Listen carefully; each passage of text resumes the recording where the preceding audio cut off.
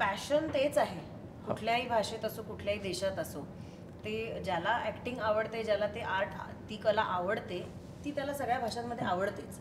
पण त्याचं कॉमर्स म्हणजे त्याचं कमर्शियल पार्ट प्रोफेशनली जेव्हा तुम्ही त्याच्यात पडतात ते खूप वेगळं आहे.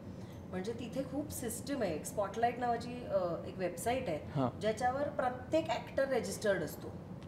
आणि कास्टिंग डिरेक्टरला जेव्हा काहीतरी कास्टिंग हवं असतं तेव्हा तो फक्त कीवर्ड्स टाकतो की हाईट एवढी पाहिजे, इंडियन पाहिजे, आणि मग त्याला ऑप्शन्स येतात. तिथे ना ड्रामा स्कूलमध्ये आलेला प्रत्येक माणूस ऍक्टर बनतो असं नाहीये. पण जसं मी BA इन पॉलिटिकल सायन्स केलं, तसं जनरलीच कोणीतरी मला थोडंसं आवडतंय म्हटल्यावर ऍक्टिंग मध्ये BA करतं आणि मग ठरवतं की ऍक्टर व्हायचंय का आता दुसरं काही करायचंय का अजून काही वेगळं शिकायचंय. म्हणजे जो सिलेबस असतो त्यांचा तिथे असू, म्हणजे there is an option. Okay. तर मला हे खूप इंटरेस्टिंग वाटलं की शिकल्यानंतर तुम्ही ठरवू शकता की मला हे नेमकं करिअर म्हणून निवडायचं आहे का नाही.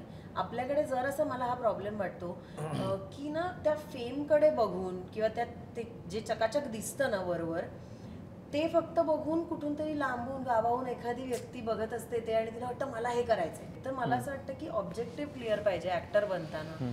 तर तो मेजरली तिकडचा इकडचा मला फरक कळला की इथे शिक्षण पण महत्वाचं आहे.